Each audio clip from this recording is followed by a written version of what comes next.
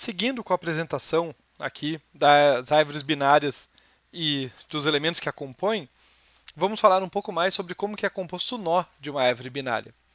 No caso, ele vai ser implementado como uma estrutura ou registro, tá? Do inglês a gente usa struct, em português às vezes a portuguesa é para registro, é tradicional, mas eu não gosto muito, não vejo tanto sentido, vou chamar de estrutura, que possui vários campos. Tá? Então, é uma área de memória ali que eu tenho vários campos diferentes, cada um com sua função.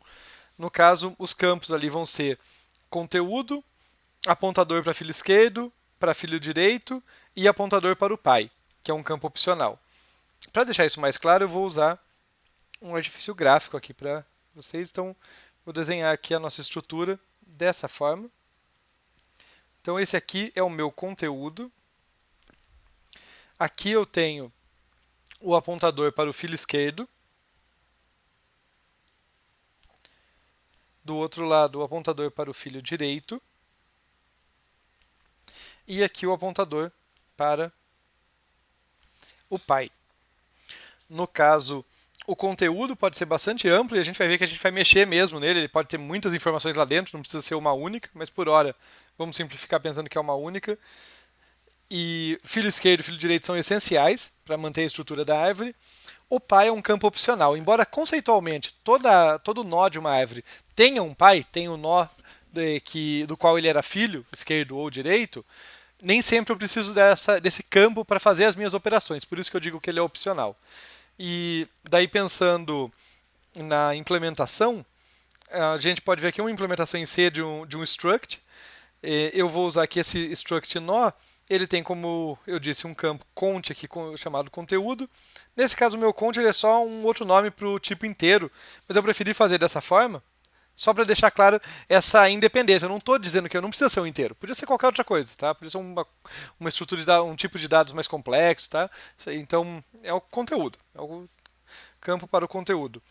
Agora aqui, filho esquerdo, filho direito e pai, se existirem, todos eles são apontadores para outros nós. Assim como no caso da lista ligada, as árvores elas são nós que apontam para outros nós. Os campos de apontadores apontam para o mesmo tipo da que ele é, que aquela estrutura corresponde. E só uma última observação aqui, quando eu falo também que o campo pai é opcional, como ele aponta para cima, né, ele aponta para quem veio antes, a gente pode associar ele com o campo anterior das listas duplamente ligadas. E assim como naquele caso, todo nó de uma lista ligada tem um cara que veio antes, tem um antecessor, um cara que veio antes.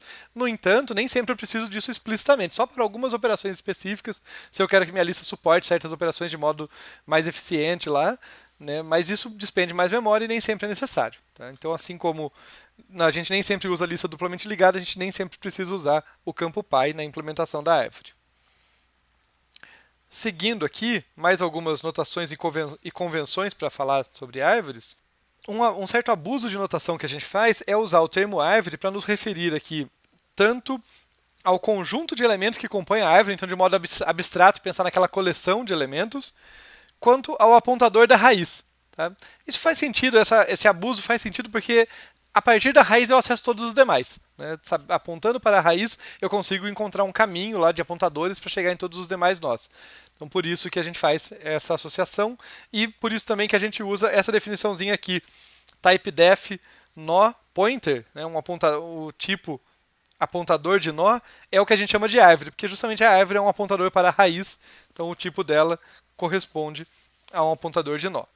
A gente define também a subárvore de um certo nó x qualquer como sendo x e seu conjunto de nós descendentes, tanto do filho esquerdo quanto do filho direito, todos os nós para os quais eu consigo ter um caminho para alcançá-los a partir desse nó x.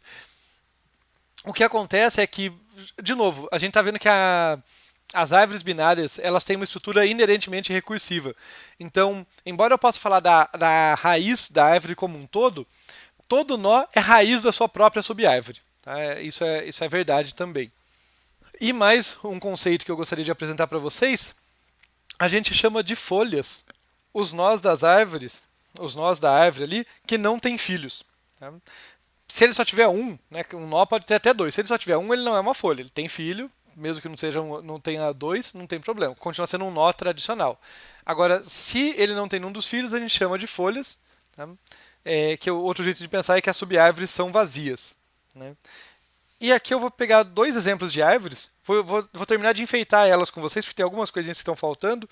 Então eu vou colocar aqui o apontador da raiz de cada uma delas. Tá? O desenho não estava completo. E setinhas aqui indicando a direção da relação. Né? A verticalidade aqui já estava indicando para mim quem estava acima de quem era pai de quem era pai e quem era filho, mas eu vou colocar as setinhas para deixar mais claro. E daí eu vou aproveitar para falar com vocês sobre esse exercício que a gente acabou de ver. Né? Então, a raiz, como a gente tinha visto antes, é um nó que não tem pai. Então, no caso aqui, nessa subárvore da esquerda, a raiz é o elemento 3. Né? Então, essa aqui é a minha raiz. E nesse aqui da direita é o elemento 5, o nó que não tem pai em cada uma delas. Vou trocar a cor rapidamente. Agora, falando sobre folhas, no caso, quem são os elementos que não têm filhos? Aqui, né, o 2 não tem filho, nem o filho esquerdo nem o filho direito. O 4 também não. Então, essas são as folhas dessa subárvore da esquerda. 2 e 4 são folhas da primeira. E apenas o 1, que não tem nenhum dos filhos. Então, 1 é folha na segunda. Tá? Não foi nenhum grande desafio, foi só para deixar um pouquinho mais concreto esses conceitos que eu apresentei para vocês.